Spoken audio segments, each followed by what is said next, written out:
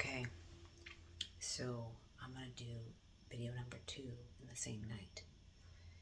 Because why not? I'm obviously not gonna post at the same time, but I feel like once you break those eggs open, just start to break more open. I left off the last video talking about what started this journey of crazy madness. And I think the next part I would go into would be seeing a UFO. Like, I mean, up close. Like, I mean, oh, it's such a cool, it was so cool. It was so cool. So what led up to us seeing a UFO up close and personal? Well, let me tell you. Let me tell you now. Let me tell you our story. Well, my friends, we were at an Airbnb called Star Lake. We call it Star Lake. It's our code name for it. And it was a magnificent house. Oh my gosh. We really want to buy this house one day. It holds so many memories. So many beautiful, like, magical, like, just memories of just wonder. We stayed there for 4 months.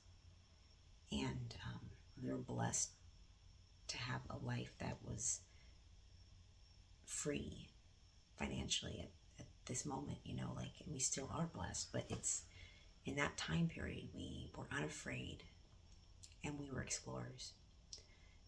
When you begin to open yourself up to the magic around you, that is when things happen. And we just started to look at the sky with our telescopes, and we were seeing ships fly in like triangle formation, and we started researching like eyewitness accounts and like all of the magic. We were like digging deep into the occult. I mean, we were just not like, we were just our head was in the fucking pool of books. Like, we couldn't be stopped. We were just these new eyes, just wanting to know more. And so because of that, we were looking up and we were taking I had my camera. I have a Canon camera, and the photos I took, some of them are just funny because there's so many pictures of just like the same tree over and over again, but you see that there's something there, at least to me. I mean, one night at this Star Lake house, I was telling the last video about seeing these beings, right? And they spoke psychically, like telepathically, and they said to me, well, you're not going to know where we are from because you don't know what it is. And I was like, huh? Well, just tell me anyways. And at the time, I didn't know what it was. It was a star. And it's not Arcturus. It's the other one. Oh, crap. Oh, it's an A name. What is the name? I hate when this happens. That's why it needs to be in a book. It's another A name, but it's farther than Arcturus, I believe. But they told me this, and then when I looked it up, I was like, whoa. I didn't imagine that. How could I imagine a star that I'd never done any research? I'm not really, I wasn't into like astronomy at the time. I was reading about everything else, but I didn't know the star systems that well. But this was a real star. And all they said to me, and not to mention I didn't really want them to be there that long. They were kind of freaking, the whole experience was overwhelming. I was just felt like I had to get away. I just wanted everything to just go back to normal, and it wasn't going to go back to normal. It wasn't. But they said to me, oh, we're here because we're interested in you. You're very special. And at that moment, I was ready to leave. I said, okay, time for you guys to go. Get off my porch, please. And this other being walked up. There's a third one. And he said, it's time to go. And the last thing they communicated to me was that the reason I saw them energetically was because they were astral projecting from their planet. So that's why they had the form, but it was all like dots. So have you ever seen a TV screen where if you zoom in on like, what is it called, the bits, or like the, you know how, people should know this, okay? When you watch TV, you're looking at many micro little bits of information, or dots, okay? And that's forming the picture. Well, in the energy world, people have the ability to see this, but it's not a television, okay? We've just utilized that technology to broadcast images to more people through the television, okay? So this is another realm of this. It's a similar, it's more the original OG like realm, but humans have forgotten that they can see this because we've been kind of like dumbed down, and our abilities have been dumbed down. And that's all changing. It is changing now. But these beings, they said to me that they were astral projecting. And that's why I saw them like little bits of, so energy when it's floating, or when you can tell it's a form, is because it's certain colors and they group together, and it's a light spectrum, and it's like really hard to miss when you're looking at energy. It's like, oh, that's not just, it's like, I guess the closest thing you can relate it to is a ghost show when they're like, oh, I see a black shadow. But like the black shadow is like a kind of see-through energy dot like form. So it's like an, what's the word, what is with my brain? It's like when you see a ghost, but they're see-through and they're like taking form. But this is it. Honestly, I think it's more beautiful the way they show up. But it's enough for you to be like, is that real?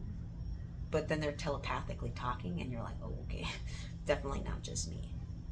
And so that happened. And then it went on to change into like, I'd be looking at a light. So any kind of light can be utilized for travel. So they can astral project without using any source, but then there's, so sources of light can be used as energy, because energy is everywhere, but light itself is a more stronger energy. So it can be used to, I don't know, if you're in another dimension, say like an alien or being wants to communicate, they can use the light source and they can project themselves through the light source. So I would see beings shift in light, and I would see another dimension, or them projecting from another dimension. And this would be proven to me over a course of many years that this was indeed possible, because we have photographic proof of it. So this will be in the book that I write as well, as the proof of the light projections being something solid, that it's not just your eyes playing tricks, okay? This is a real thing that beings utilize to communicate and to show up as. And until you understand this, you're not going to be receptive to see it yourself. But it is indeed a very strong way they communicate. Yeah. Okay, I'm going to take a break there. I'm getting a little like, as I get into the whole light fractures, like, oh my gosh. But yeah, that's a thing. It's a big deal too. They 110% communicate through light structures. So you could be looking at like a light in the tree, and it will like, or like a lamppost, okay? And what you're seeing as a light could change form. And then, or they can pull energy from it. Like when you're driving a car, I would see ships flying above the car, and they would be pulling the energy from the car itself to lock into this dimension. So I mean, I was constantly seeing these things flying with us, because we were in the car. We drove a lot. We were road trippers. So it got to a point where I was like, well, there's a ship in front of us on that car, you know. And then I just got used to it, you know. Like once you see, you see. You see, don't you see? and it's something that your understanding grows upon, and you can't really doubt it. You get to a point where you can't doubt the things you've seen and what's happened, because they'll just confirm it for you. Other beings from other dimensions will confirm your thoughts. It's just so. Make it so, number one. I mean, it's just they understand that you understand, and they can communicate this way, which is very cool. Yeah. So yeah, that's a good plan. I'm gonna stop there because I'm getting a little all over the place. Oh, the UFO. Oh my God. The UFO. So how I saw the UFO, my partner, my boyfriend and I, we were at the Star Lake house that I was telling you about before I got lost with the alien, again, energy being. But we were using GPS. I mean, I'm actually a very skilled cartographer in a past life, so I don't really need maps. But one night I was using the GPS to drive back from an antique store we'd been going to. We were into antiquing. We were obsessed with antiquing. But we were coming back, and I noticed my GPS decided to take me down a road that wasn't possible. I was like, no, I'm not. I was very into like, well, let's just follow it. Like, I didn't know at the time that intuition was just me being led. Like, I was taking an alien's hand and was like, being, come with me, and you'll see a world of pure imagination. And I was down. I was like, okay, let's go, let's do it. And I just followed it. I was like, well, I don't think this is right because I'm a cartographer, but you know. And it ended up taking us down a road, and my boyfriend never gets nauseous. He was in the passenger seat, and this road was sketchy. Okay, it was a dirt road that had potholes all over it. It did not look like an actual road, but lo and behold, I just paved my way through. I was like, I'm going. The GPS says it. I don't know why I believed in the GPS at the time. I was thinking to myself, this can't be right. Like my common sense told me no.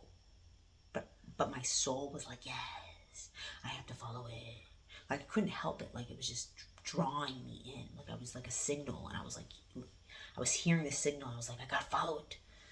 And eventually got to a fork in the road where my boyfriend got so sick that he was like, we have got to turn around. Like, we are not going forward. This is not cool. This is very sketchy, not safe. The car, no, just turn, go back. So I eventually, after sitting there for a minute, and I was like really kind of like, I want to follow my gut, I turned around and we went back up the road. And as we turned, there was this huge field on it was on the left side when I was driving up, but when we turned around, it was on the right side. And as I turned the car around and we looked across this field, I think he took the driver's seat actually, because he was nauseous. I think he wanted to drive. Wow, my memory. This is why you have to like get stuff written down, because this story is so crazy. We see, or I remember I know he saw it too, but he didn't, I don't think he saw what I saw come across the field. So I see this little, it looked like a drone.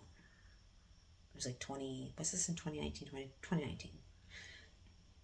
This thing starts flying across like the field, and as we're driving down the road, almost completely to the main road, we see it clear as day.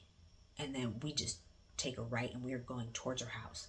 And as we're going down the road, he says to me, no, he was in the passenger seat. That's right, I was still driving.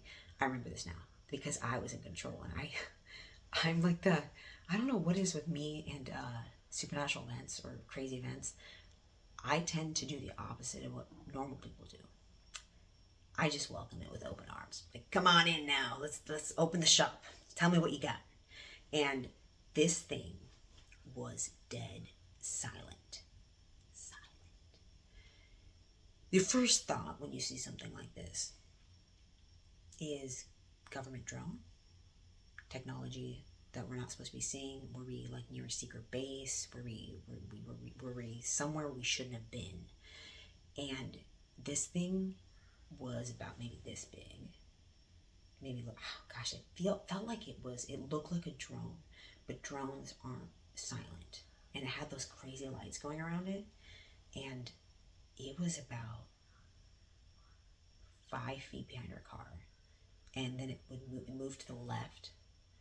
And I remember I kept slowing down. I just wanted to bear witness to this, because I was just like blown away that this thing was so quiet, so bright, like a fucking diamond. Like it was just like ding ding ding ding ding, ding, like so colorful. It looked like a classic UFO. Like it was behind our car to the left, and it was crazy because I wanted to know. But at the same time, my boyfriend, who was the smart one at the time, he was honestly smarter for his reaction, because he kept telling me to speed the F up. Like, we got to get away from this. We don't know what this is, and it's freaking him out. Like, freaking him out. And I was just enamored, but he was freaked out. But he starts recording it. So there is footage of this on one of our devices. We went through a lot of phones during this period of time of our life, and we still have issues with phones to this day. I mean, there's a picture of a Polaroid with him, like a stack of phones like this big, because our phones were constantly breaking from like whatever radiation or things were happening that were supernatural. Just our phones were just like blitzing. There's more to that, but I'll get into that later. But this ship followed us all the way back to our house, and it got to a point where multiple showed up. So it wasn't just the first one that was right behind our vehicle. It turned into multiple, and they stayed a little farther back from us. And as soon as we got down the main road to get to our gated Airbnb, we briefly saw them disappear, but they were still there. And when we got back to the house, we were shook. We ended up like messaging my boyfriend's dad, who worked on original drones, and he said, that is not a drone. Not a drone. Yeah. Oh, I'm just recording the story of like seeing the UFO, because I want to like talk about it. Yeah, not a drone. I want you to think about that now. And has anything happened to you like that? Have you ever wondered what's out there? It could show up for you just in a similar way if you wanted it to. Basically, these things happen so that we could believe in the impossible. It was not a different technology. It wasn't some secret project. If I'm going with my psychic intuitiveness, it was a real life scouter ship. I call them scouters because they're scouters. I call them scout ships. Okay, they're scouting, and they're very aware of who is watching and who is aware of them or wanting to become more aware. They basically were like, okay, let's lead them down the rabbit hole. And I do believe that if I'd followed that intuition down the road, I probably would have come upon something crazy. This has happened a couple times in our story where we never follow our gut all the way. But it's only because we weren't ready at the time. We weren't prepared for what was at the end. What would we see? See little my Bailey kitty. What would we see? Were we ready to see and experience that? And they knew we were not. So I think they knew that I would not follow that road all the way. But they wanted to, begin the relationship that we had chosen to build before coming into this life. So I'll leave that there now. And what do you think? What do you think of the story? Maybe you can draw me some pictures of what you think it looked like, and I'll post a picture of what I saw. I need to find the video, but it's coming. We had to digest a lot. We have a lot of video footage and photos to prove our story. And that's probably also why we were looked into so deeply by groups, because the knowledge that we hold it's dangerous. It's dangerous, the things we've seen. Definitely why my boyfriend and I didn't feel safe for a long time even talking about it, because a lot of things happened to us that were horrible. Like really, truly, like just mind fuckery. It's not cool. But, you know, we've grown a lot and we've come a long way. So, after you, stupid people who try to come at us. Aliens got our back because of my family, my galactic crew. Synthonis and Angela and Brad and we had so many. Synthonis, Orangina, Zelda.